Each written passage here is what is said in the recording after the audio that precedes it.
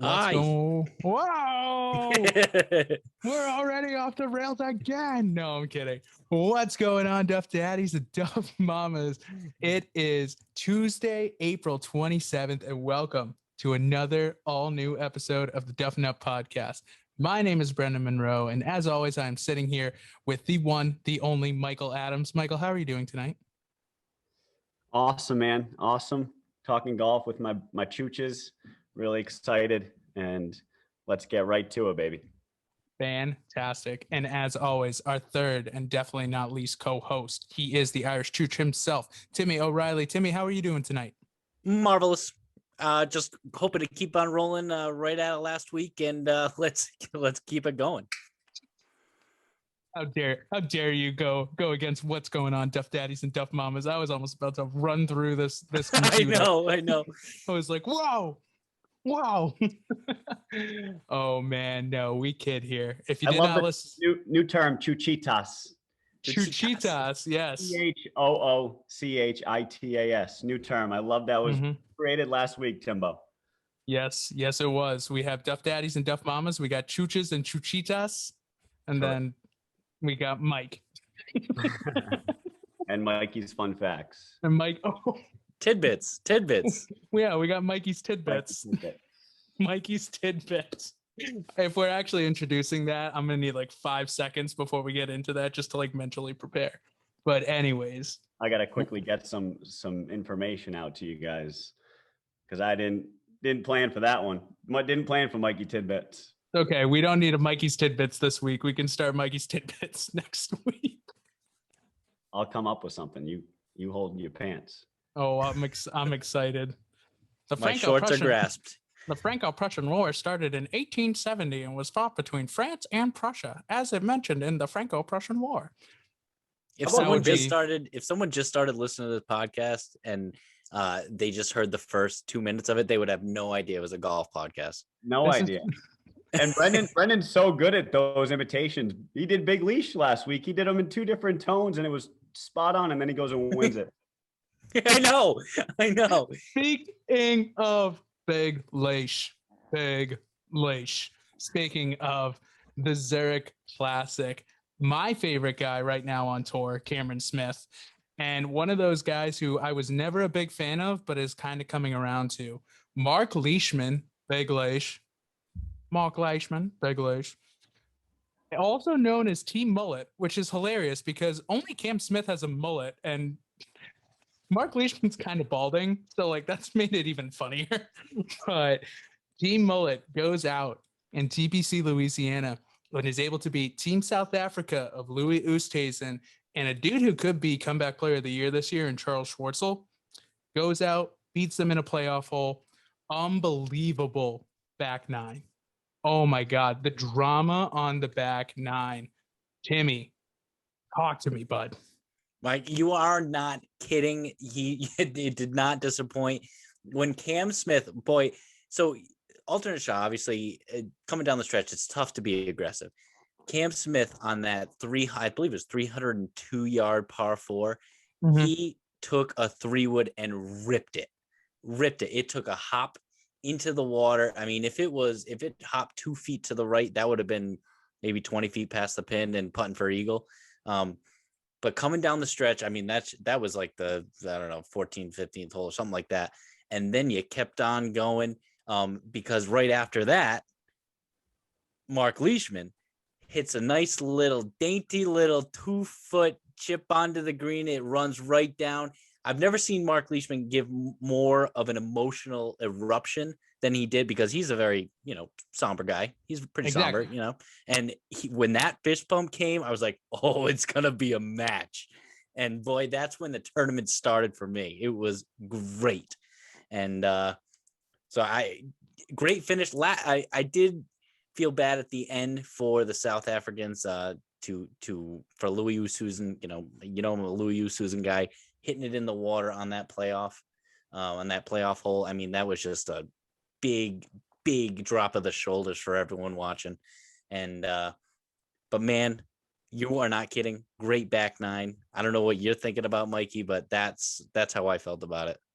Yeah, it was exciting, and I I caught much of the action on Sunday, and I mean, we did talk about it last week where teams with guys that are familiar with one another from the same region of the world, whether it's same country or continent, but those guys proved to be there in the end. It just, I mean, you had to pick Leash and Cam Smith, and you got Oosthuizen and Schwartzel from South Africa, Australia.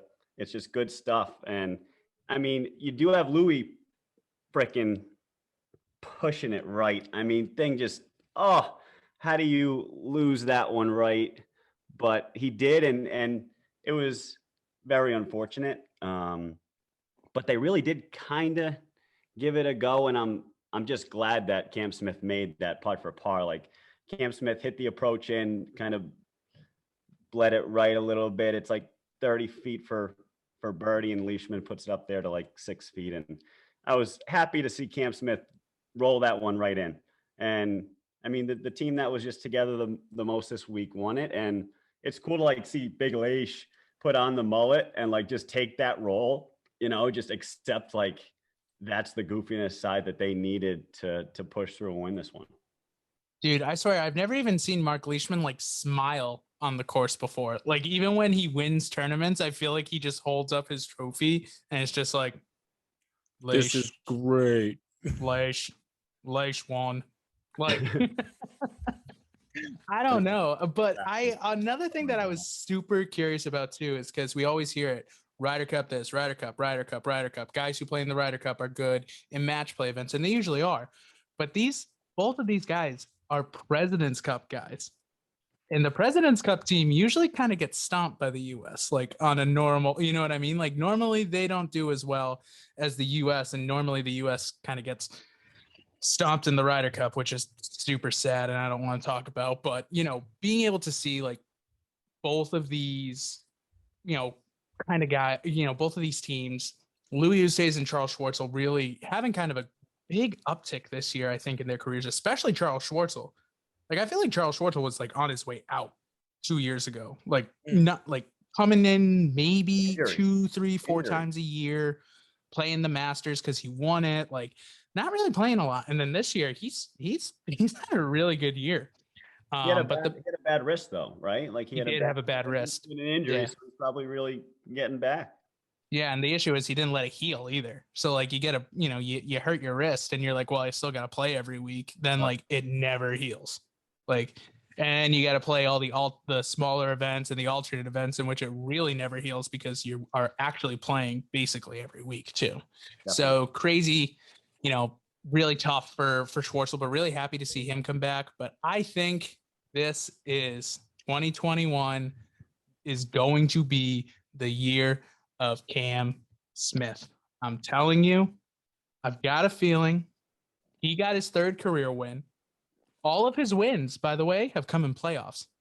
So that's an insane statistic that all of his wins, he won in a playoff in Zurich at the Zurich Classic in 2017, I believe it was. And he won as well. I think he won the Sony Open in 2019 or 2020 in a playoff as well. So like, and then obviously this Zurich Classic in a playoff. So crazy, you know, thing that Cam Smith loves playoffs. Big playoffs guy. Big playoffs guy. But wait, so that either means one of two things. If he's a playoff guy, that either means he can't make the final putt come regulation time, or he is making clutch putt come playoff time. So I don't know. It's a give or take. You know, do you want to say he can't finish the job in regulation, he needs to go to a playoff, or he's just, and I don't know how they finish up in regulation. Sometimes he either comes back or, you know, so it's based on. I think he's never been leading because the Zurich one's tough. I mean, the Zurich one's a crap. Like this tournament's obviously a huge crapshoot. Like no matter what happens, it's an outlier. I mean, yeah, like Victor Hovland and Christopher Ventura were tied for the lead, I think, and they went out and shot a 78. Like, you know what I mean? Like just nuts. There was an 82 out there. There was an 82. 82. How do you? Ooh. I was like, that's great. Some group got an 82. Yeah. If I shoot an 82, I'm ecstatic. Oh, that's what alternate shot gets you, though. Yeah. That's what it really does. But Cam Cam Smith, I mean, like, goes to show you he's got it somewhere, like he's got Mhm. it He's somewhere, a whether it's big come from he behind just, guy. yeah, but let's see him keep this rolling, win a couple outright, just big time. And then he's really like, wow, this guy's coming on. Mm. But he's Yeah, not there yet. Like the no, average Joe doesn't know Cam Smith from Joe, who knows who, like, I mean, from Mark Leishman. Mark Leishman, he's a little better known. He's a little better known. Cam Smith, Cam Champ. I mean, put two of those guys in a bar and go tell me who's who, and no one knows. I mean, we can tell them apart. But Yeah, yeah. No, I understand people it. listening to this podcast probably just randos. There's people who are trying to get into golf, just trying to learn more about it.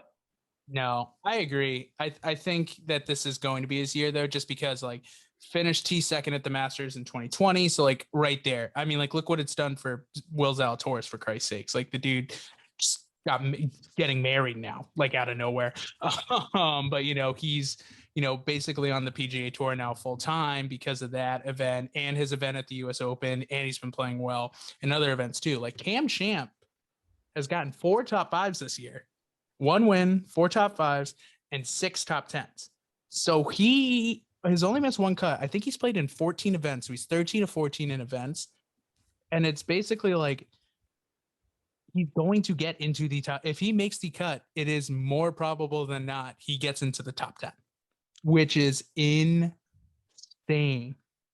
Wow. Like that's Xander Schauffele level, like right now, like, at major events. Like I'm telling you, I am not taking Cam Smith out of my daily fantasy picks anytime soon, especially for majors. I'm not taking I haven't really taken Mark Leishman anytime soon, and I probably won't. But I love the way he plays. The mullet is hilarious. Did you know he told his wife he was not going to cut the mullet until he won? And now that he's won, he doesn't want to cut the mullet. Is the buzzer coming out? I don't know. I feel like if he shows up to the PGA without the mullet, you got to be like, dude, like you just mullet staying. The mullet's got to stay. Like tell his wife he's sorry, but it's got to stay. You got to get this right because people are saying wife, girlfriend. I think it's girlfriend. I think it's like girlfriend or fiance. But hey. We always get Lee Westwood's wrong as well because I call her his wife all the time, and apparently it's literally just girlfriend. So, well, what if he grew that mustache just so he could compromise with the girlfriend? He'd be like, "All right, I'll get rid of the mustache because it's a pretty gross mustache." Yeah, it's pretty bad mustache. Got to keep the whole picture. Got to keep the entire. He was asked about it after the win, and he was so like just. Didn't want to broach that topic. He was like, I don't know. He almost seemed stressed out about the hair. And it's like, dude, keep that shit. Keep that. Mm-hmm. No, I agree. I think Cameron Smith's going places. I think this is definitely going to help Mark Leishman, who's been, to be honest with you, a super consistent guy over the past 4 or 5 years. He's won an event. 2021 this year in Zurich. 2020, he won the Tournament of Champions because he won in 2019. So that's kind of funny. 2019, he won an event, and 2017, he won an event. So he is very steady Eddie, misses cuts. Like Mark Leishman misses cuts. And like when he misses cuts bad. But he pulls out a win a year. Great player, probably the 2nd or 3rd most popular player right now from Australia. If Adam Scott's probably number 1. Like I put Adam Scott, even though I'm not a huge Adam Scott guy, like Adam Scott's number 1. Then it's either him or Jason Day. Like honestly, if you think about it, I don't really know who else I'd put up there right now. I've also heard, I don't have any sources to back this up. I've also heard that Australia like almost doesn't really respect or like Jason Day for some reason. There's something that he missed. Interesting. He missed a tournament there or something. He skipped a pretty big time tournament. I think he missed the Australian Open and people were pissed. I think he did, or he questioned going or something like that. Yeah, you can't do that to the Australian Open's a pretty major event on the Asian tour. Like I think they pay out like $4 or $5 million in a purse. Like it's big news over there. So especially if you're from Australia, like you got to go. That would be like us, like if they, we had the Attleboro Amateur Open, which is always super fun, and Mike plays in it. And Mike usually plays in it, and I'm not good enough to play in it, but that would be like the Attleboro Open, like calling us up and being like, "You got a spot," and us being like, "No, we're good." You don't do that. You got to go play your hometown event or your home country event. You just gotta. So, going kind of a little bit back to Leishman and Smith, though, like I think it's great for them. I think it's great for Australia too, like continue to grow the game. Smith, still being pretty young, like Leishman's a bit older, but Smith still being a young guy, like he could really become like kind of the face of golf for Australia. And he's got Golf Penguin sponsors him, so he's always wearing the Penguin. That's pretty cool. Really enjoyed the event. And really enjoyed watching them winning. I thought they were great. I thought it was awesome to watch them too. I know we touched a little. Oh, sorry. I'll go back to that Jason Day just so real quick. If anyone gives a shit, Jason Day in 2016 was skipping the Australian Open and the World Cup of Golf in his home country because of a back injury that forced him to withdraw during the final 2 PGA Tour events of the season. So, how bad was the back injury? That's the question. Australians are probably, not happy. You can grind through golf if it means that much to you and your country, but who knows? Who knows? No, I feel you there. But yeah, hey, if they don't like Jason Day, we'll like Jason Day for them, and then we'll also like both Leishman and Smith right now. I know we talked about Oosthuizen and Schwartzel a little bit, but I did want to bring up the third place team, because the third place team was Richy Werenski and Peter Uihlein, two of our hometown friends, not hometown friends, but two of our home state friends. Richy. They're Sox fans, huge Sox fans. We'll include you in this, Timmy, because Rhode Island. Heck, you probably lived closer to Peter Uihlein than either me or Mike did, with you guys being right there and him being in New Bedford. So, but yeah, two big. Peter Uihlein's dad ran a Cushnet for a while, which was pretty cool, and heard stories about him always growing up just on like the amateur circuit and him absolutely destroying the New England amateur circuit when he was a young kid. And then he moved down to Florida, went and played there. Werenski is from outside of from right near Springfield. So, two local guys, pretty awesome being able to see them. Would love to one day get their thoughts on this, and we're going to try and make that happen. But, it might be a little bit of a long shot, but we're going to work on it. Just impressive. Two guys coming out of the Northeast. You only can golf up here, comfortably. Like, do you want to know the week before this happened, Peter Uihlein won a Corn Ferry Tour event. Like, that's how he got into the Zurich Classic. Like, he hasn't been playing that much on the PGA Tour this year. So he won on the Corn Ferry. He finished third here at Zurich. And now he's playing this week at Valspar. Like, if he like kind of runs with this opportunity, he's gonna be back on the tour and kind of playing for a good amount of money every week. Bring him in. Let's rep this great region of New England. Rep Sox fans all over. I'm all for it. Let's go. Keep that train running. Talk about New Bedford a little bit. It's a great fishing market. Boats are running out of there, bringing goods. Always got to bring up the Codfather. Just down there being a mafioso, just right on the docks. It's great. But no, I do think it's really cool to be able to see, like, because golf is such like a, mostly Southern dominated sport. I would say like the Southern states and California are like very big golf havens. It's where a lot of the guys come from because they can play all year. Like literally pretty much every single PGA Tour player lives in freaking Florida or San Diego, California. Like that's it. There's some in Seattle, Georgia, but overall it's just one of those things, being able to see a couple local guys. I think it's really cool. Absolutely. And Keegan Bradley, another example of a New Englander. He's from the sticks though. He's from way up there in Vermont. He kind of has that inbred look, you know. Oh God. You never know. Oh, You never know. Jesus. Hopefully no one here is listening from Vermont because that was mean. No, but and Keegan and Brennan Steele both finished great. They finished T4. Sneds, Brand Snedeker and Keith Mitchell kind of coming out of nowhere, finishing T4, and then also Billy Horschel, not the biggest fans, and that's okay. And he's proven that his mental state is in better shape than the viewers give him credit for. We think he's absolutely bozo, and he's going out there just making so much money on the golf course. I know, but we do think he's a bozo.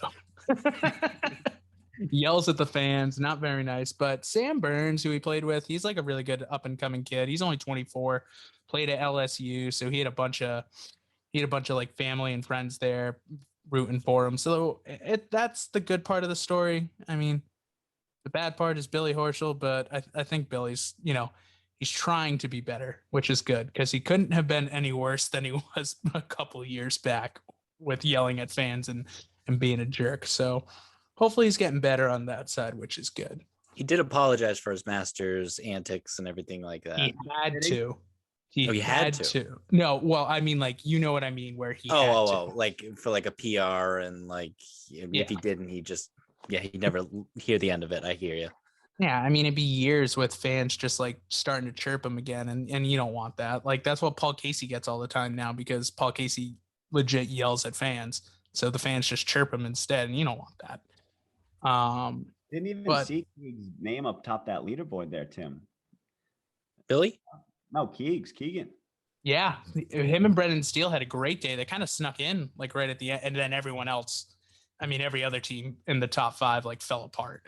To bring it back to Vermont too, I just looked it up. He was born in Woodstock. There's a great little brewery there. Great spot. Me and my fiance Bryn went a couple weeks back. Franconia Notch up there. I mean the sights and the sounds. Woo, it's good stuff. I know Timmy meant no harm to Vermont people. That's we love Vermonters. I love lots Burlington. of great memories in Vermont. We love going up north. Is that where we used to go cut down the Christmas trees? You bet your bippy that's where we went. I never remember. We went a couple times. So you guys went every year. We went like 2 or 3 times. It was a great time. Great time. Are we going to talk about Jon Rahm? I mean, I know he's a topic of conversation on this podcast. I know you guys are big fans. Fans.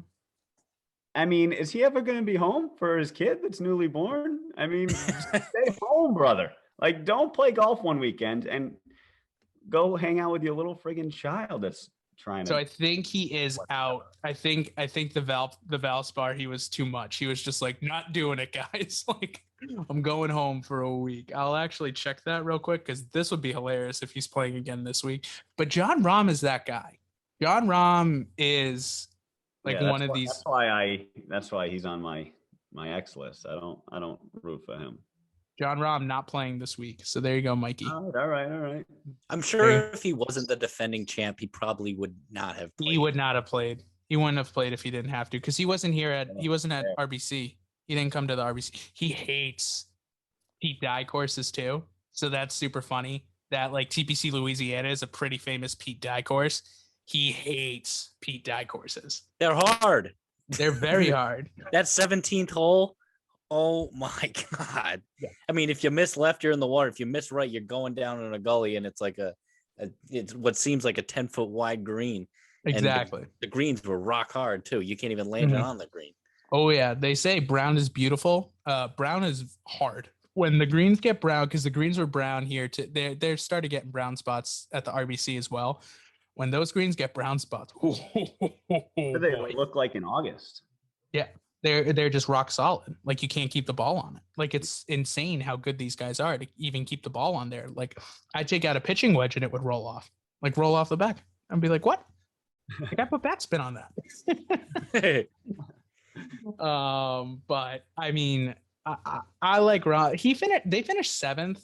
I like Rahm. I actually really like Ryan Palmer.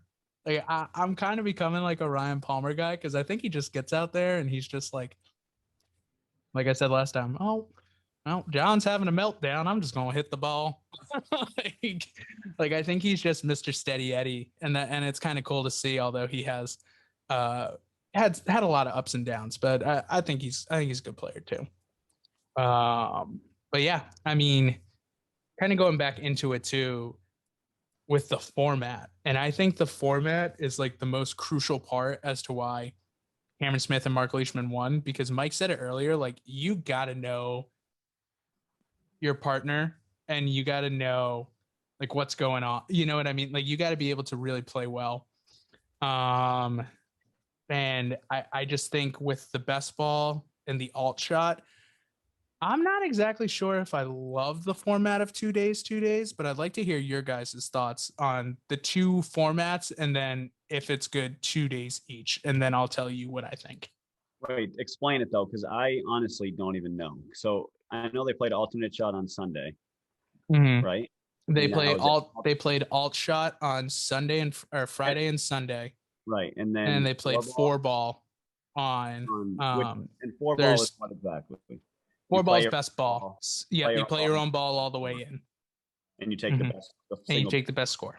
Yeah. So, what was I gonna say? Alternate shot. I don't know. I like that. I liked it on Sunday, and I don't know. I don't know, Tim. What do you got? I really don't. I didn't see the four ball, so I guess it's just again good golf. Like you take the best score, so there's really you're not bringing any bogeys, double bogeys into play, which there's not. I like alternate shot on Sunday. I know that. That makes things just the pressure is mounted big time. I do like to switch it up. And I know when we were talking about, I believe it was the Valero, Texas. No, maybe not the Valero, the one where the match play event that we were talking about that. We were done with match play, blah blah blah. I do like this event because it does switch it up a tad. But here's a proposition for you guys, because Brendan, I know what you're saying. It's kind of I know you haven't given your opinion, but I kind of got a gist of where you're going with it. But I have a proposition. How about we do almost like a Ryder Cup thing where we do like the first day's a scramble, second day's alternate shot or something like that. When we can switch the orders. Third day we do each person we do a four ball, and then the last day I don't know we can do straight up aggregate or something like that. Like, let's switch it up every single day. And all individual, Tim. All individuals, you're saying? No team? No, it's still team. No, still right? team. Still team, because it has to be, because first scramble and alternate shot has to be team. Right. Because I do like the team aspect, because it was cool to watch, like you were saying, it's cool to watch the South Africans talk in African, which is, I don't know what exact language it is, but I almost forget, because we hear them speak English in interviews and things like that. But it's cool to see them, go back and forth in their native tongue and things like that. Definitely. Yeah, a little bit of Mikey tidbits right here, but it's Afrikaner, which is basically like a form of Dutch. So it's interesting. Really? Yeah, little German, little Dutch, little English, all mixed into one little gobbledygook of a language. But yeah, so I would agree a little bit, Tim. My thing is that I either want scoring or I want carnage. So I'm either going all 4 days alt shot, and we're going to get some pluses in there, like legit plus. Like the winner might be like even, on some weeks or some years for the tournament, or I'm going 2 ball, 4 ball, 2 ball, 4 ball, because I'm going like scramble 4 ball, scramble 4 ball, like 2-man scramble for each team. Like we're getting like 18 under. Like we are getting, you know what I mean? Like we are going so low that it will be crazy. Yeah, that's cool. I would rather it be that way than like the 4 ball alt shot, because I feel like the 4 ball alt shot is like I like that for the Ryder Cup, where like the first day is alt shot, the first event is alt shot, the second event is 4 ball, The next event is 4-ball, alt shot. Like I like how they do it that way in the Ryder Cup, and they always kind of keep it to 4-ball and alt shot. But I just really want scoring in something like this. And when it's a team aggregate like it is with 4-ball, like imagine them going out with 2-ball. Like there's going to be some crazy scores and I want it. Do you think that they play with this? Would they play with a different mindset if they played 2-ball, you think? Oh my God. They'd be going for the pin every single chance, like every single chance. That's what they do in 4-ball either? Mm-mm. No? I know they definitely don't do it in alt shot. Like alt shot, you can't. But 4-ball, like imagine you take the best drive. Yeah. So there's 2 drives, you take the best drive. There's 2 second shots, you take the best second shot. There's 2 putts. You know what I mean? Like it's all, I just think it'd be monstrous. Like I think the scores would be outrageous and I'd love every second of it. Like it's a difference. It's like for the US Open, you want carnage. Like you want the scores to be high. You want the cut to be like plus 11. Like, you know what I mean? For this event, I want scores low. I want them as low as possible. But go ahead, Brad. Go ahead, Mike. I was just gonna say you're kind of making it like a gimmicky event, and now you're giving 2 guys PGA Tour wins. It's already a gimmicky event, though. You know what I mean? It's true. already a team event. Like, I mean, it's not gimmicky. Don't get me wrong, but like, it's already a team event. So, like, if you're gonna do a team event, I want the lowest of all low scores. I want them down. Well, I guess like a normal event in stroke play is just right here, right in the middle as far as high score, low score. It's right in the middle. Then they kind of offset the low scores of 4-ball by the hard 2 rounds of, so it kind of evens out in the middle. But it does sound like you agree that you do still want it to be different at a different event, not just your normal stroke play. No, I don't want a stroke play. I want a team event. I want team event, and I want the scores to be freaking low as hell. Like that's the event that I want for this one. But I don't mind it right now. I just think it's such a total difference when you play 4-ball and then you play alt shot. Like I would rather it be absolute carnage and everyone plays alt shot, or absolute or like just scoring at ease and do a little bit of 2-ball in there too. So we agree that we want something different. We like the team thing. You want the scoring, and I want the different formats. Correct. All right. I see what we're saying. Mikey, What do you got? I like that, Brent. I like the. I'm just happy that we have an event that is different than every other week. So you guys can argue, and I like both sides. I love both points, and I mean Tim spreading it out, different types of formats, different days, teams.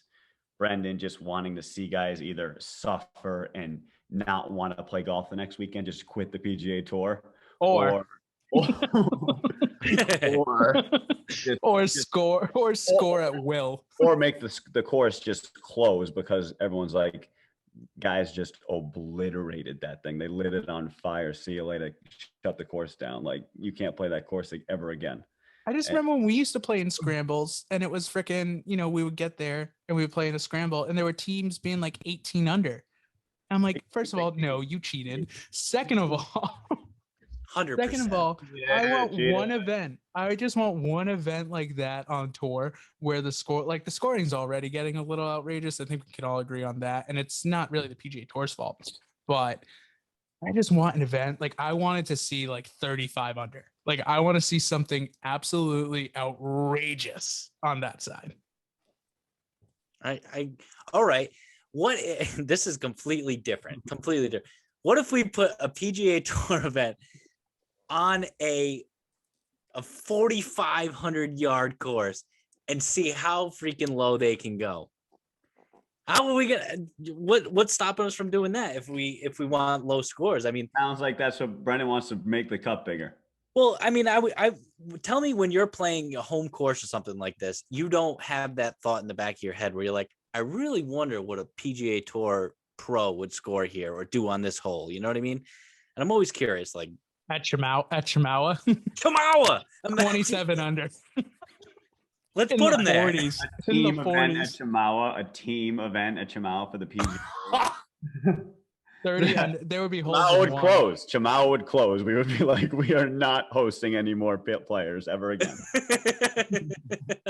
Oh man, So, this Brennan- is what I love. This is why I love talking to you guys about this, because there are like legitimate things about it. Like, imagine you go so like, you go 3 days with it. You go a 4-ball day, a 2-ball scramble day, and a 4-ball day, and then you get alt shot. Like, I just think having the alt shot, it's either got to be all alt shot because it's so hard and so difficult, or you got to go just, we're doing scoring, guys. Like, we don't care. This is going to be great. Like, we're just going scoring. So No, they said no to that. They spread alt shot out over 2 days, 4-ball over 2 days, and they lock in the Zurich Classic every year. So I'm excited because I'm learning more about the Zurich Classic every second that we talk about it, and it's just friggin' fantastic. what happens when the co-host doesn't watch the event? I watched the event. I'm joking. Big time. I was too busy playing Saturday. I mean, I know you were. We'll get to bogeys for the boys. Don't worry. We will get to bogeys for the boys. Did want to touch on, I know I won nothing this week in daily fantasy. Mikey, how'd you do? I don't think I have any more money to play this week. No, I didn't win a dime. Timbo, I think you probably did pretty well. Ended up in the green. We're in the green. No, one guy in the green. I finished, I don't know, like 2000th or something like that, and put in 5 bones. Came out with 5 bones plus. That's a good line.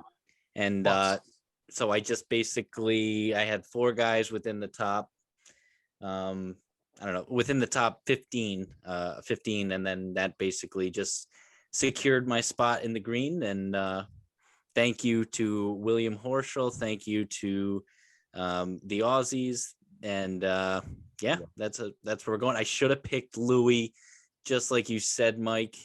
I should have went with him, but of course, when the 1 week I give him off, he comes out. But isn't that the worst too? I feel for Louis though, man. That was brutal. I know. Louis. I mean, he, especially in a team event, you letting your mate down.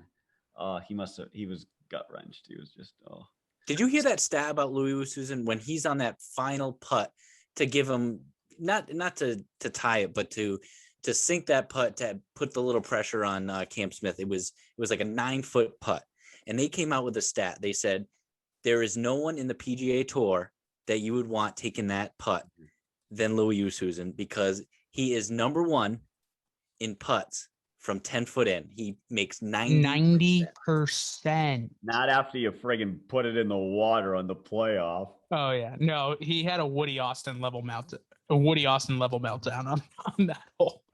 But free throw shooters don't even get there. No, not at all. That's and insane. The free throw shot don't change. It don't change. It's the same thing every time. Golf, it changes. That green, it changes. No, Right. I agree. I mean, it was just it is a great event. Obviously, like, I'm over here saying, oh, this should have happened, but no, I agree completely with you guys. It is a great event. I loved watching it, and I do feel bad for Louis, but I'm again very happy for Cameron Smith, very happy for Mark Leishman, very happy that the Zurich Classic is still a success and still doing well down there in New Orleans. Little bit of Gators I saw there too, so felt almost like South Carolina with all the Gators there, so it felt pretty good. But great event. First one. Oh, that was great. Matt Wallace almost tackling him on the tee box. Unbelievable. Because he wasn't watching. Yeah. He hit the shot. He's like, all right, that's going to be on the green somewhere. He puts his club away, and then Matt Wallace just freaking goes after him. It was hey, hilarious. bud, that just went in the hole. and great, awesome. I didn't realize this until they said, obviously, you think Graham McDowell's been around, a decade and a half. And, you figured he has 1 hole in 1 on the PGA Tour. It's his first hole in 1 on the PGA Tour. And it doesn't count. And it technically does not count. Why? Because it's alternate shot? Because it was in a team event. Mm-hmm. And it was an alt shot day, I think, too, wasn't it? It was. It wasn't a 4-ball day. It was an alt shot day. How upsetting is so it technically does not count What do as you a mean it hole in doesn't one. count? That counts. So the PGA Yes, Tour, it like does. I'm telling you, there's a rule. The PGA Tour tracks your holes in one. It technically does not count as a hole in one because it was an alt shot. It was during an alt shot event. Whoa. Very upsetting. Change I the agree. rule. I agree. Yet another He's had- rule that he said needs he's to had- be changed. Keep going. Mike. He said he's had like 26 other hole in ones. He's had like 27 other hole in ones, but none in competition. So I don't feel that bad for him. He's got No. 27. But yeah, I mean, great event down New Orleans. I think we've pretty much covered, the Zurich Classic. So we want to move on. There was something that came out last week that was really interesting. And it's the PGA Tour releases a $40 million bonus pool for the end of the year for their new impact score and popular player scoring system. So it's super interesting. I was able to read up on it a little bit over the weekend, and it's basically it combines your FedEx Cup list with your popularity on Google searches, your popularity on social media, and your meltwater mentions, which is another thing about which is regular media, I believe, and a couple other things here and there as well. So one of the most interesting ways to kind of score a group of players, and the first prize for the year, $8 million. So if you do it, $8 million. So to my question for you guys is this just how they're going to keep paying Tiger Woods $8 million a year for the next couple of years? Because he's going to win this. He's got to be an automatic first. That's what I was thinking. Like, there's no way. Like, maybe Phil, because Phil does a couple things here and there. Like, he's pretty popular on social media, but like, I don't know. Like, Dustin Johnson kind of keeps to himself. Like, Jordan's not a big social media guy. Justin Thomas is on there a little bit here and there. I think it tries to like bring up a couple other people who like are like Bubba Watson. I know is pretty popular on social media. There's a couple other people, but yeah, like this has got to be like just $8 million straight to Tiger Woods every year, right? I mean, you saw the picture. I'm sure you guys saw the picture of him with his dog building his new course, and that came up. I saw it on CNN. Yeah, I mean, CNN has nothing to do with sports. Yeah. Nothing to do with it. And it came up on CNN. Okay, CNN, why are you randomly because you see Tiger Woods on the screen, you're like, oh, all right. Even if I don't want, I agree. Automatic W. Number Completely one. agree. $8 million. We'll give it to him now. You guys hear me all right? My Wi-Fi, Oh, I don't know if we saw it too. Don't worry. If you guys didn't see, I'm doing a standing ovation and clapping. Standing ovation to seeing that Tiger picture. Oh, that's just unbelievable. But yeah. That's all. That's just riveting stuff, and good to see him out and up and smiling. So. No, I agree. And I mean, that was great. That was great to see. But so apparently the main reason is that this is supposed to be like a deterrent for the top players to go to this new breakaway golf tour that's being talked about called the Premier Golf League. And yeah, so apparently it's supposed to be like 17 events over. I was reading an article about this one too. It's supposed to be like 17 events in a year.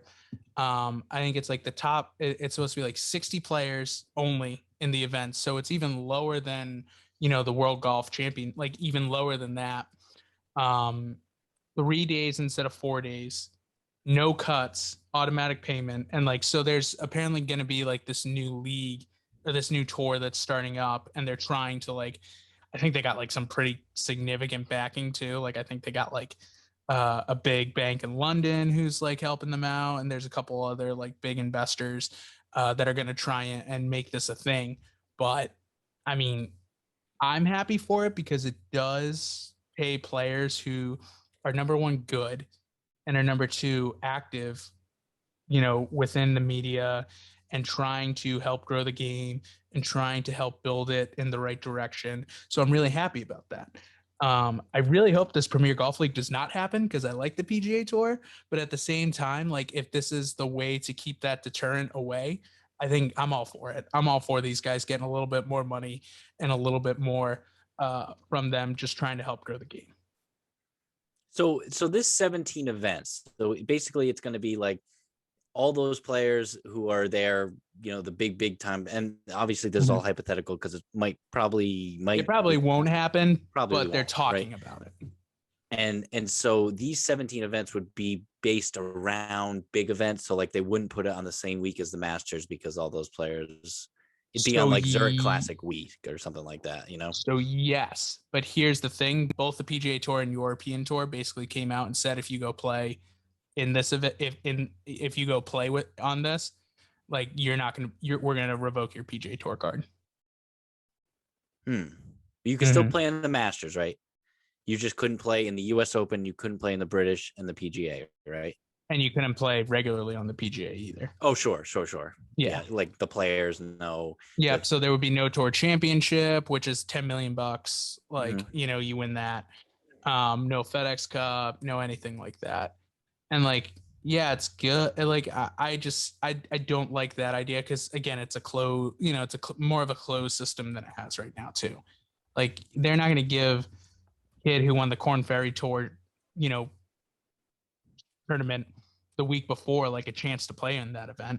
Like, what happens if you have a Will Zalatoris? You wouldn't have a Will Zalatoris on the Premier Golf League because he wouldn't qualify because he's not top, at the time he wasn't a top 50 player, top 40 player in the world. Like, he just wouldn't have it, which sucks. True.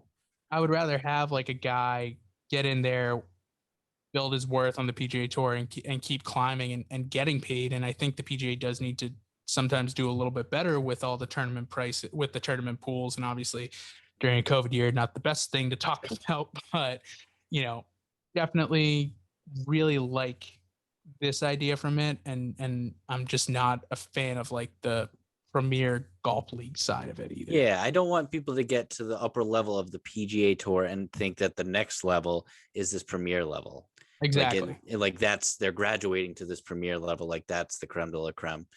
I'm with you on there.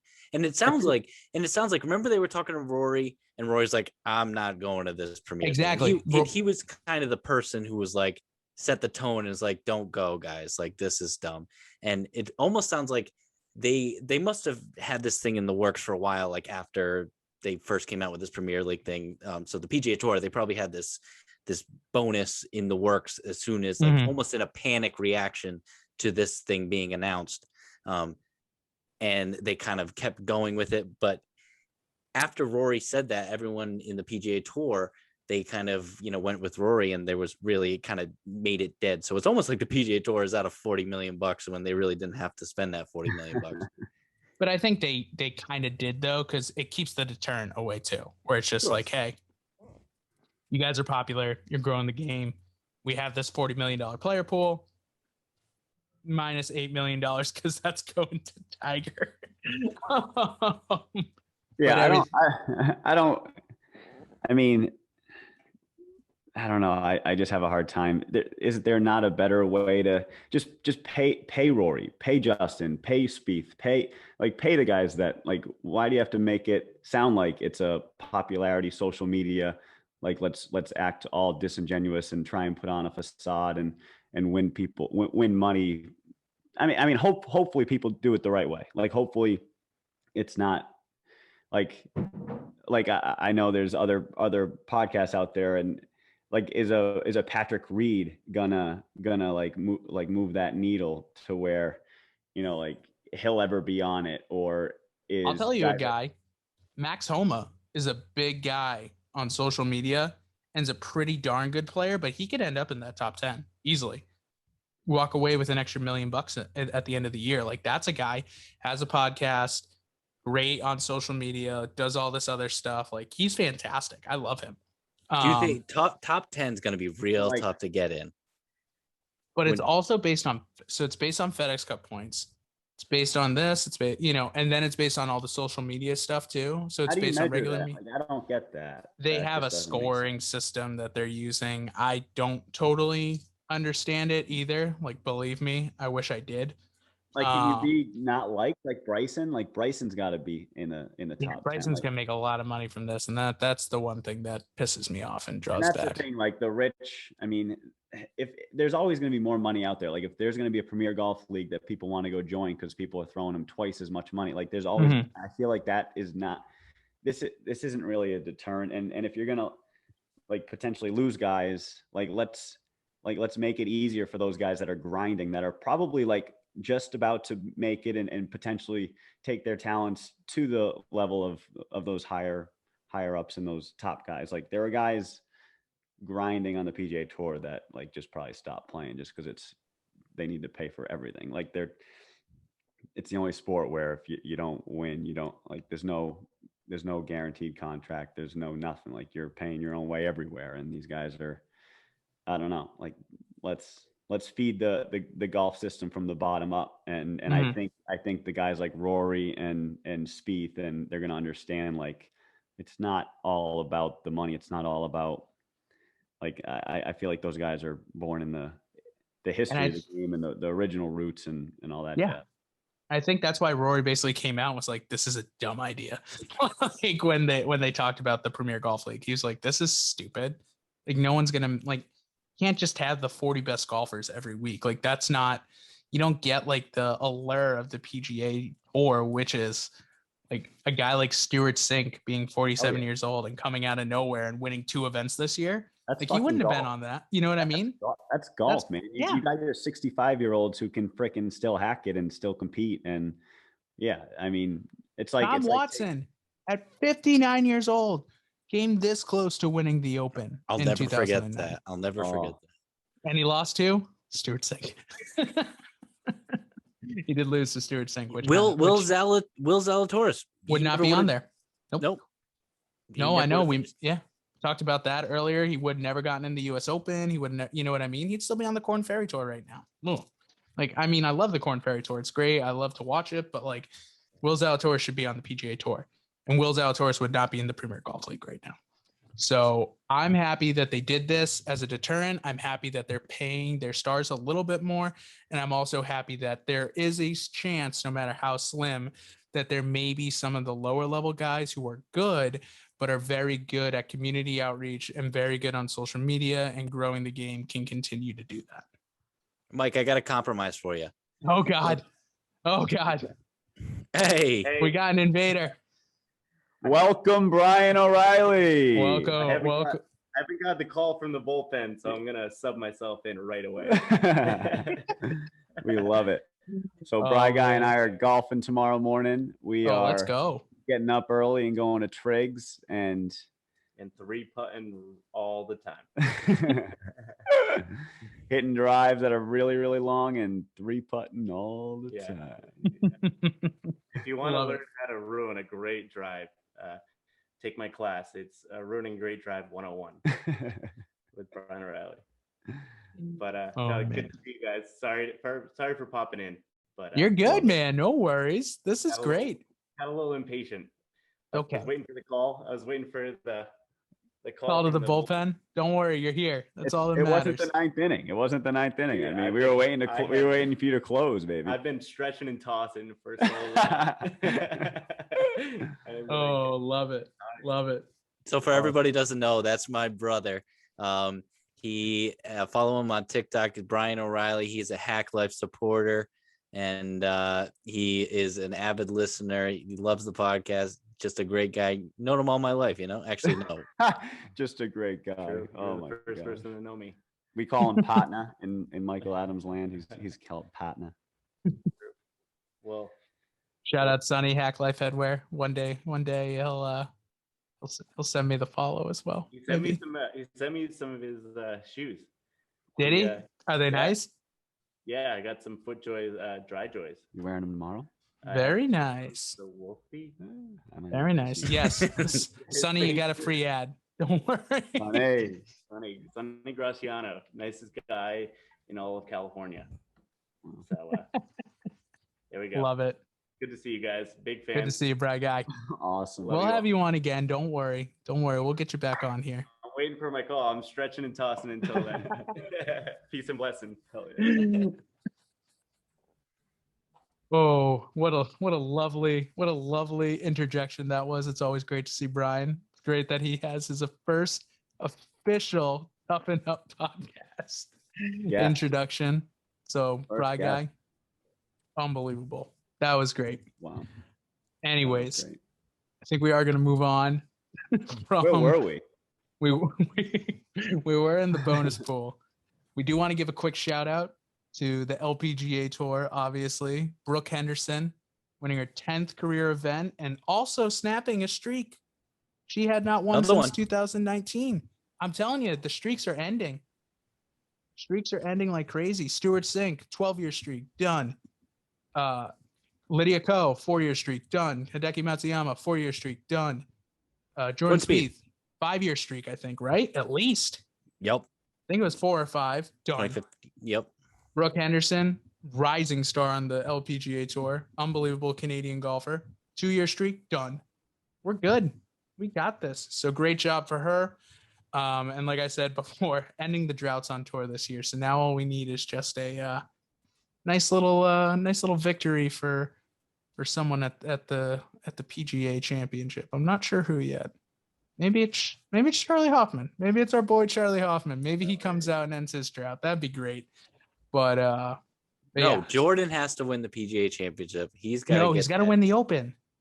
Oh no, he has to win the the PGA. No, he's got to win the PGA. Yep, he's got to win the PGA. You're right. I do have him winning the Open though this year, which is crazy because Louis is probably going to win it since it's at St. Andrews. That's right. Oh man, but congrats to Brooke. Congrats to everyone on the LPGA Tour. Been watching a good amount of it. They've started putting it on Golf Channel a lot more, and I will say, I like watching it. Brooke Henderson has a crazy swing. She chokes up on her club. She's even on her driver, she chokes up on it and she just swings the daylights out of it. And it's scary.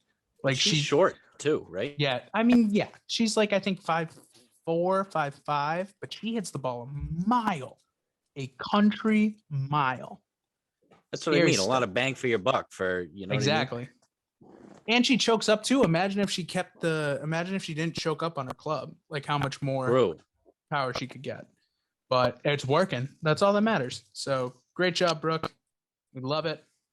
Can't wait to probably talk about you next week when you probably win again because you're on fire, but it's okay. Maybe we'll have another LPGA Tour winner too. Now, moving into our preview of this week, the Valspar Championship.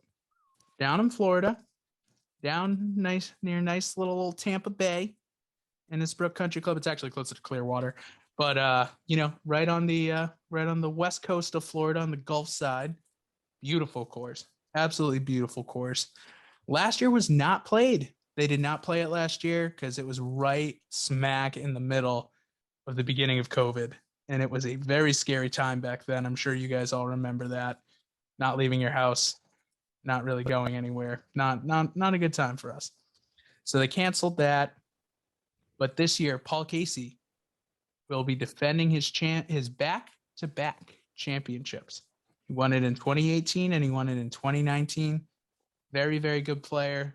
Like I said before, probably not the nicest guy, but that's okay. I do think, like a lot of these courses now, there is a nice little stretch that they nickname. So this is called the Snake Pit. They play at Copperhead Golf Course. They play at Copperhead Golf Course down in Palm Harbor. So it is nicknamed the Snake Pit. And these 3 holes, 16, 17, and 18. 16 is a big old dog leg. Pretty scary dog leg as well. 17 is a par 3, and then 18 the nice par 4 going back in, but there are a couple church pew bunkers on the right hand side as well. So overall, really good course. I'm really looking forward to it. Again, it's a place we have not seen since 2019. So I'm excited for it. Mikey, thoughts? Yeah, man, I'm just looking at the course right now. That 16th hole looks sweet. Dire. That looks like it is water everywhere. I mean, and it tempts not you left. just enough to think that you want to hit the driver and think you might be able to cut the corner a little bit. And then there's the water right there. And you're like, you know what? Probably shouldn't have done that. Man, yeah, this hole looks sweet. But no, like you said, a course we haven't seen in a little while. It's a pretty good looking. I mean, you got JT and Dustin Johnson leading it out, and the guys that follow him, Patrick Reed in there. I mean, we're gonna rattle off some names shortly, but I'm excited to see where this thing goes. And it's another PGA Tour event. It gives you something to watch on the weekends and follow. And I mean, it is really so relaxing. Like I just throw it on like before I go to bed. Like I'll just watch reruns. I mean, it's beautiful stuff. The birds chirping, you just get the most pleasant of sights, and man, you're watching some relaxing golf with no skin in the game. You're just kind of watching it all unfold. I'm looking forward to it. Is that a betting term? No skin in the game? Yes. I think so. Oh, it is. Okay. Mm-hmm. Yep. Hey, Timbo? the 2018, the first Paul Casey win, the first Paul Casey W. Do you guys remember what that was the beginning of? I remember very vividly. This was the beginning of Tiger's comeback. This is the first event where he was back in contention.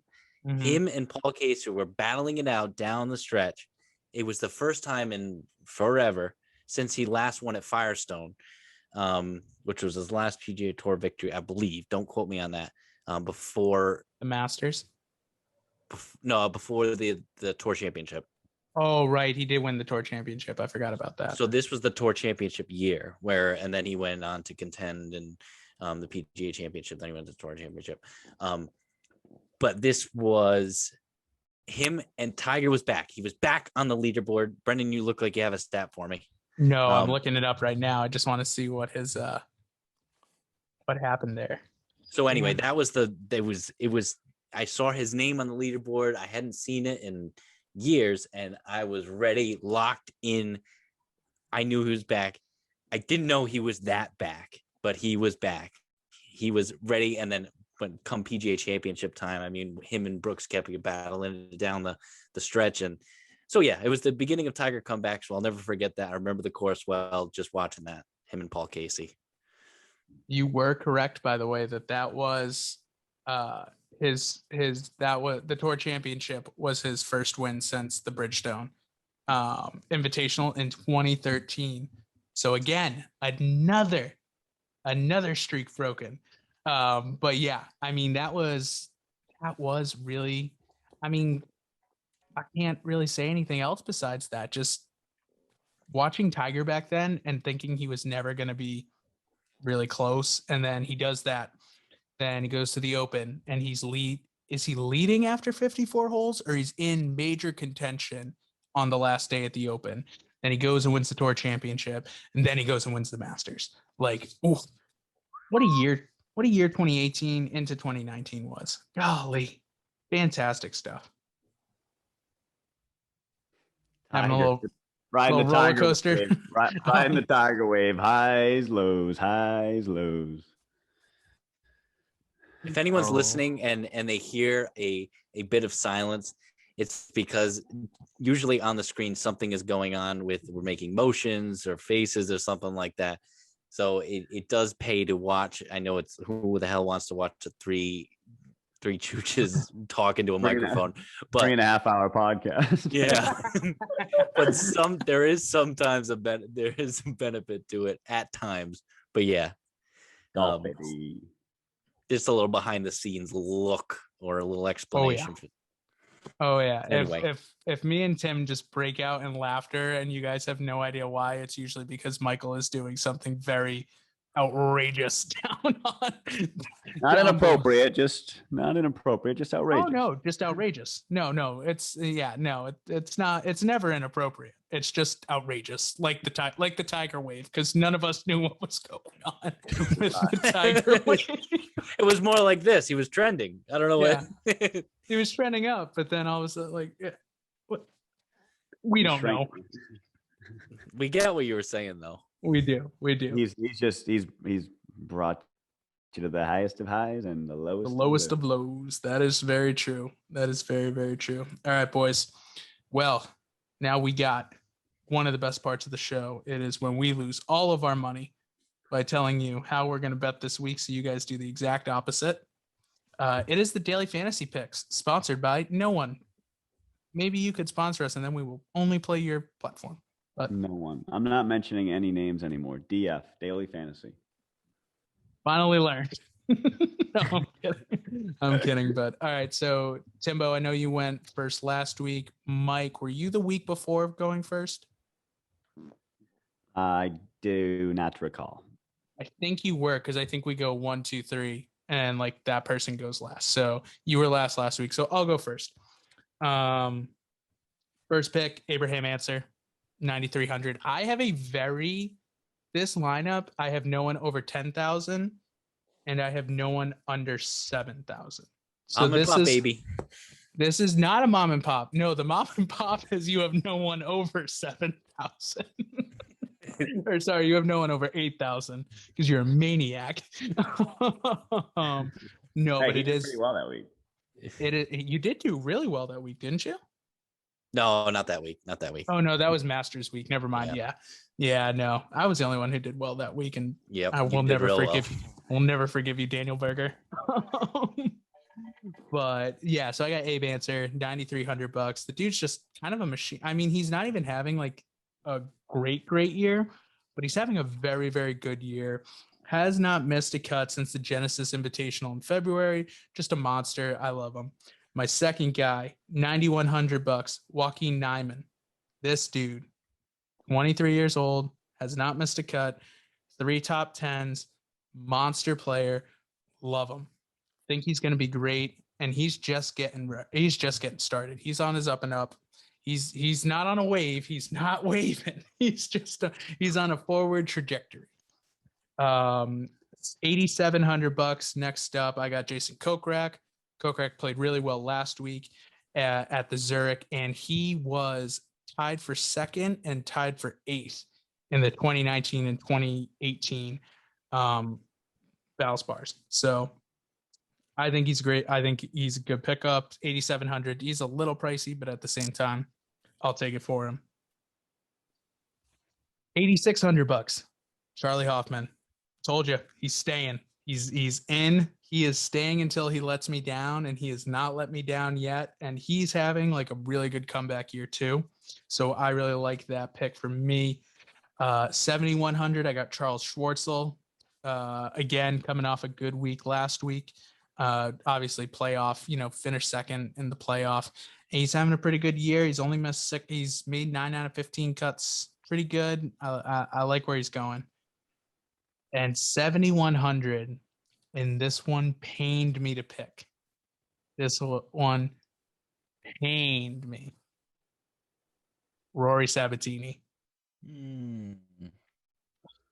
Biggest jerk on the PGA Tour. Bar none. Worse than Poulter. Worse than pretty much everyone. Actually, no, worse than everyone. Just a jerk. But he plays really well. I think he's got 2 straight top 10s in there, so I had to go with him. So hopefully he lets me down this week, so I never have to pick him again. But yep, that was my lineup. So Mikey, what do you got? Wow.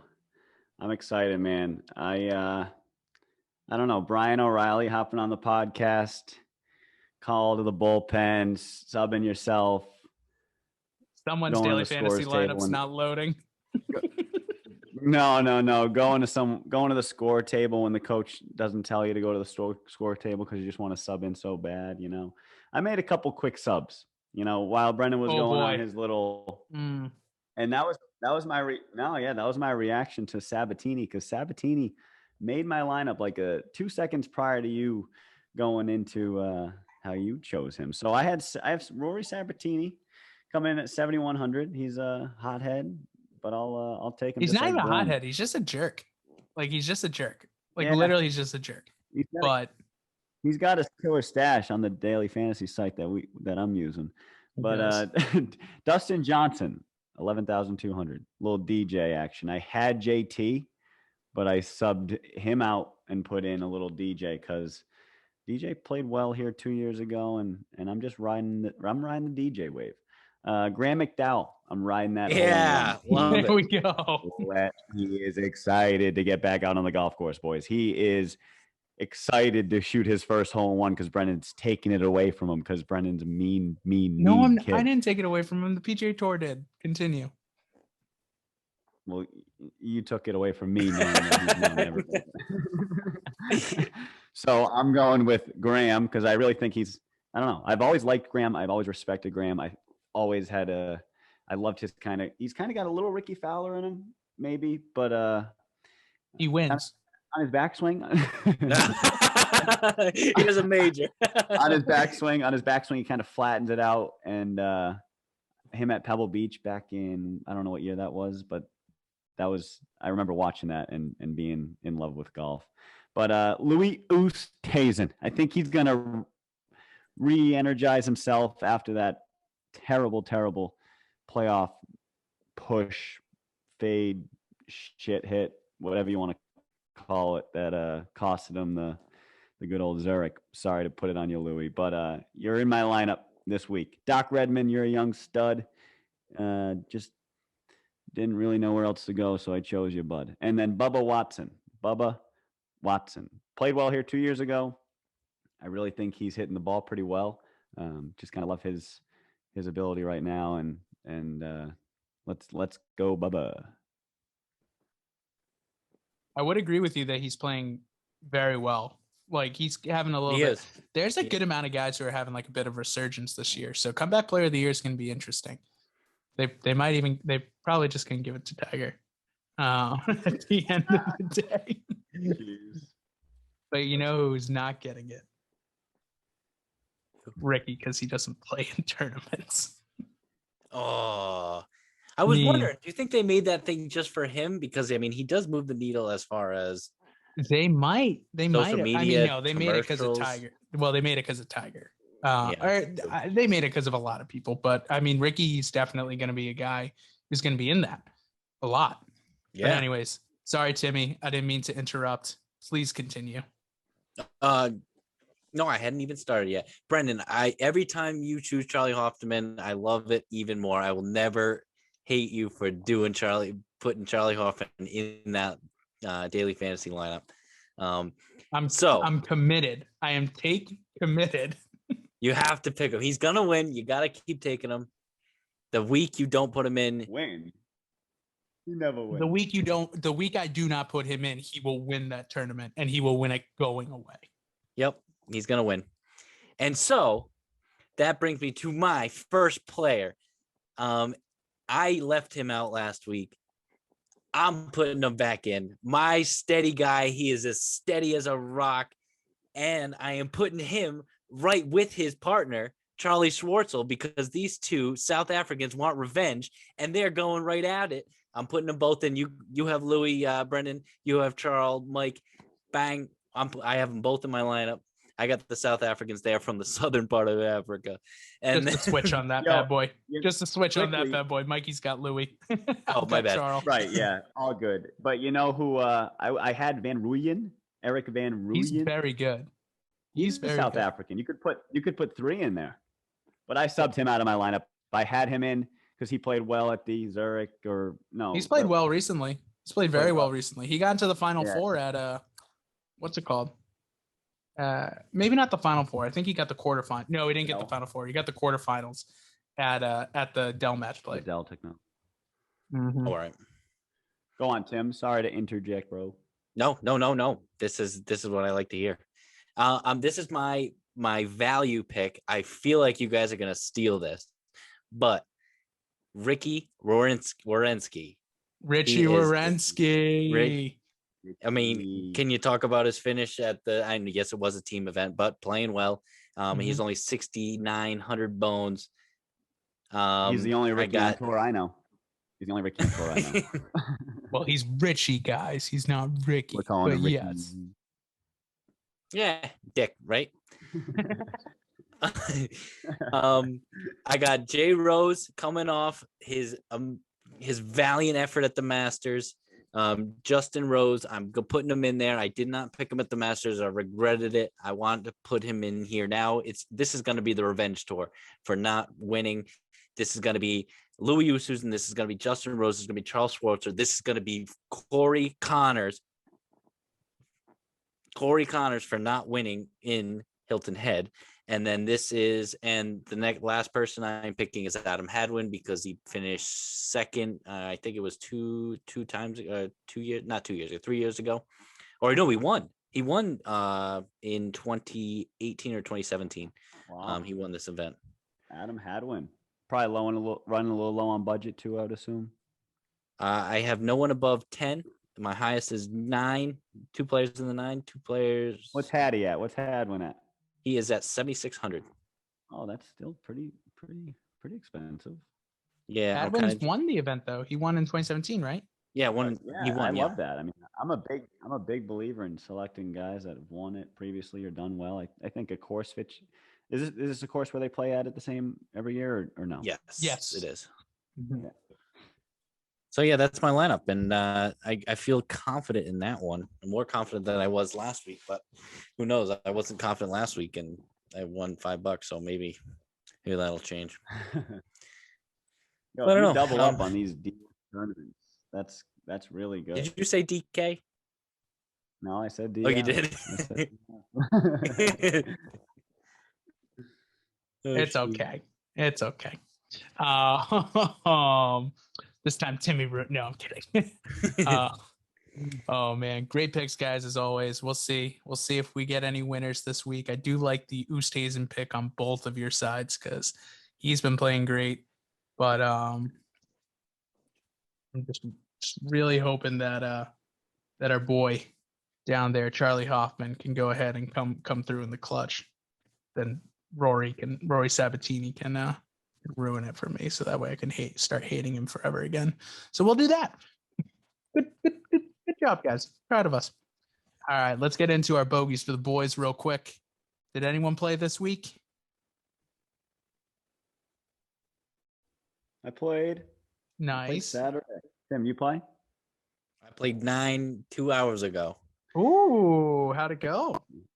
Kids always getting out before the pod. I gotta. I get out of work at where I work and come down here and play. I played with my buddy that I hadn't seen 10 years again. And I played with my other buddy who I play golf with rather often. And my buddy almost killed a goose with those little chicklets there, but luckily it just missed. So that's probably the best thing that didn't happen, is that we did not kill a goose. As far as the golf goes, it was nice to see my buddy. He had a night and day round. I mean, he just started last week, and he did not. It went as well as you can imagine for not playing in a while. And then he came out this week and he found it. So it's good to see like an improvement, a drastic improvement, and a complete attitude change in golf. I mean, obviously we've all had those rounds where we're just completely checked out, and then to see someone experience a round that we've all had in the past as to why we love the game, and a round that keeps you coming back. And so it was fun to watch. Great time. Shout out Bob and Brandon. That's awesome. I was just thinking at Chooch Golf, I mean, he almost seems like a therapist on the golf course too. Just you play with him and you just get that zen feel and you just play better. Tim's changing people's attitudes and getting people to like golf more. This is what we're about. Exactly. We want people to know why we like it, and we want them to like it for the right reasons.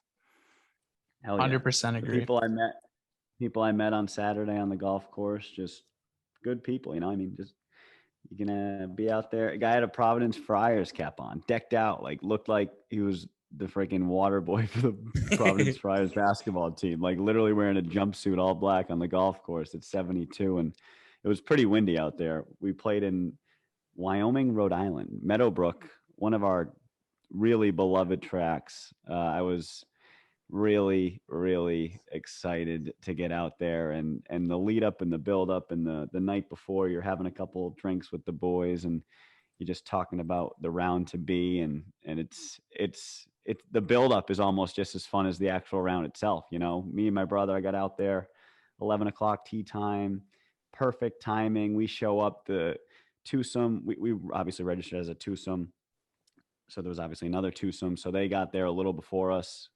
What do you know? What a surprise. They got there a little before us. We got there just after them and right before a big group that was going off next. So we played as a twosome, and we obviously got close to the twosome ahead of us that we were supposed to play with, and they were just chill. They were like, "You want to play with us or not play with us?" And I was like, "Yeah, we'll play with you." Nah, we're gonna stay back. No, we'll play with you. No, we'll hang back. So I was like that guy, because I didn't know what the right thing to do was. I didn't want to hold up the people behind us, but it ended up working out perfect. Me and my brother really just had an awesome day. We took a cart. I'm not a big cart guy, you guys know that, but we took a cart, got some beverages in the back, and had ourselves a good day. And I made a quadruple bogey, but I didn't make a double. Made a good amount of bogeys and a good amount of pars and one birdie. I chipped in 10 yards off the right side of the green. It was a back pin, so I landed it maybe 2 or 3 yards onto the green, and it just rolled in. I had it breaking left to right when it hit the green, but it broke right to left, so I obviously mishit it a little right, and it just kind of barely broke left. It was pretty straight, but it went right in. But I knew I clipped it perfect. Like, it's like you just know when you hit a good shot, and I got the ball exactly perfect. But obviously the line, I mean, I can't control anything when I'm hitting the golf ball. I was just glad I hit it perfect, but it went in for bird. And again, I was proud of myself. I shot an 84. It was a 6,500 yard course. You can play that course to like 7,500, or you can play it the back tees are far back. 74-68. And that's, we usually play it from like 68, Tim. We usually play like the blues. Yep. And I mean, I'll tell you, I was hitting driver pretty decent, but like the spots that I would end up in were like manageable. You know, it was like actually really enjoyable to play it, play the forward tees, kind of think less of yourself, try and better the scorecard, just go out there and play it forward and enjoy your round. So it was lovely. And I have a round tomorrow and I have a round Wednesday morning. So I'm getting out there. Very nice. Yeah, unfortunately, I wasn't able to play this weekend. We had really crappy weather down here. So that was super unfortunate. I know, right? Rained, crazy rain on Saturday night and into Sunday morning. And by that time, it was just like, oh God, it was bad. It was just bad conditions. So we're just like, we can't even play. Damn it. So, oh well, it happens. Not a big deal. We move on. And we do move on to my favorite segment, to everyone's favorite segment, to all 17. No, I'm kidding. We did better than 17 listeners, but to all of our listeners out there, it is the weekly Chooch's Golfer Poll. So Timmy, take it away. Give us the golfer poll. We'll give you wrong answers, but we'll give you answers anyway. So go right ahead, bud. All right, Chooches and Choochitas. I can't keep a straight face. So I had a question for you two that I know it's a question that's going to split you two, but in lieu of our discussion on different formats or different whatever that we were talking about this, Eric, I'm going to substitute this one today. What situation rings your loins more? What gets your testosterone flowing? What gets you amped more in this situation? So the situations are: you roll up to a drivable par 4. Tell me you're not ready to rip going, or in a scramble when that first person, the most underrated person in a scramble, hits one in the fairway, and all you have to do is say, let's take out the big stick and rip it. Oh, this is brutal. This is tough because... So you roll up to the tee on a drivable par 4, you're playing by yourself, or that first person in the scramble hits just a buttery little drive down the middle, and it What gives hole everybody... number? What hole number? This is key. What hole number? Because in a scramble, I've probably had a few beverages, and I'm really gonna grip it and rip it if someone ahead of me hits it straight and pretty long. But when I'm trying to shoot my low score, I mean, I'm gonna obviously keep it within the guidelines and try and shoot that low score. I love both scenarios, Tim. I absolutely do. But I think I'm going with rings my loins more. What one rings my loins more? That's What a Tim gets you Cup going? line. What gets you going? Gets the people going. What whole distance is the one in the scramble? It is 270 yards. And the scramble? No. In the short par 4. Okay. Oh, the regular sorry, par 4 is like the hole in the scramble. like 350, 400 probably, right? Yeah. Like a normal par 4. Yeah. It could be a wide open. Yeah, I think I'm going for the green. Give me the potential to make a hole in one on a hole. I live for those moments. Ooh, Yeah, I'm like going for the green. I'm going short par 4 as well, and it's mostly because I'm not good at driving the green. But like every time I want to take out the big stick, I'm just like, we're doing it, and then we don't get it there. But hey, we give it a go. We try it, and we have a nice chip. We get on the green, and then we 2-putt for our par. So we don't 1-putt. No, 2 putts. Everyone knows the rules, not 1 putt. But yeah, so I just think like there is a bigger feeling. Like I get it on the side of the scramble, but if you're by yourself and you see a drivable par 4 and you just want to get it there, like I would take out that big dog and I'd go right for it. Good question. Tim, what rings your loins, brother? Ooh, so I'm gonna agree with you guys. I did it today. There was one I hit. There was one of those shots I laid up. I laid up on the first one. I hit a 170-yard shot, and then so I can hit it over a water. I mean, it's a dogleg left over. But I was like, hold on, guys. I need to do this for me. I took a ball, I teed it up, and I hit it over the trees, over the water. You know, a blind tee shot. It's like 270 to drive the green. And I landed it right on the front of the green. Hell yeah. But it felt good. Obviously it wasn't for my score, but I had to do it because I know that feeling. You want that feeling. And for me to stop everyone and say, I just need to hit this one. I just want to keep, I'm a quick golfer. I like to go. But, and to stop everyone and say, I got to hit this because I'm chasing that feeling. I know it. As far as the scramble goes, I think the only thing that is more for me, I don't know if there's a better drive to a course than knowing you're going to play a scramble with your buddies. There's not. When you're leaving your house and you're driving to that course, and you know for well that you are going to be hitting a shit drive and it doesn't matter. And you go and with your buddies and you get to whack the shit out of the ball. You get to eat some sort of buffet after, and you just have basically no pressure golf, having fun. I don't know. There's no better drive to a golf course than that.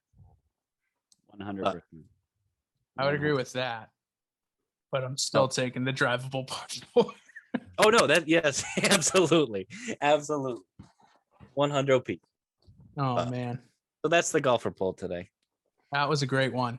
That was a fantastic golfer poll. With that, guys, we always do. We ended on that golfer poll because, by God, it is the best part of the show.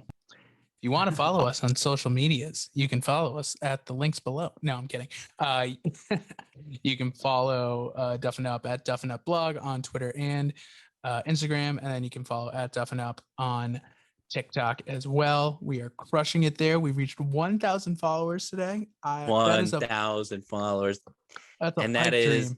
That is all because of Brendan. Let it be known. 100% Brendan. Tim helped out too. Don't worry. Tim's got his own though. Tim, where can they find you? Chooch Golf on TikTok, and continue to you'll see some previews on both, and follow Brendan. He's got all original stuff. He posts daily. He's doing a real good job. I mean, he's putting in some serious effort right now, and it should not go unnoticed. Well, thank you, Tim. I appreciate it. If you want to follow Michael, you can follow his MySpace account. No. Never out of MySpace. No. I thought I told you guys that last week. You did, but we're still bringing it up. Brian O'Reilly, he actually had a good idea. Follow me on The Grint, which is a golf app where you can friend people and follow their scores. So I can track my score every shot. I can track whether it went green in regulation, fairway in regulation. I can track each individual shot. I can track the GPS. It shows you how far you're on each hole. It's that is very nice. I like it. The Grint, I'll be on there. I'm going to try. I'll throw out free ads. I mean, I've been a big 18 birdies guy. If you're just getting into golf and want to track your score and you're just trying to keep it on your phone where you can, again, see your distance into every hole and it's accurate yardage. I don't have a rangefinder, just 18 birdies and the Grint are two wonderful apps that can kind of, you do away with that scorecard. No pencil, no paper. I know that's I like the scorecard. The old school way to play. Right. You can do both, but it's cool because you can go back and see how many rounds you played, see where you played, see how you played. It keeps like a kind of a vague handicap. So it's not a legit handicap, but yeah. That's awesome, that's man. Where I guess you can find me for now.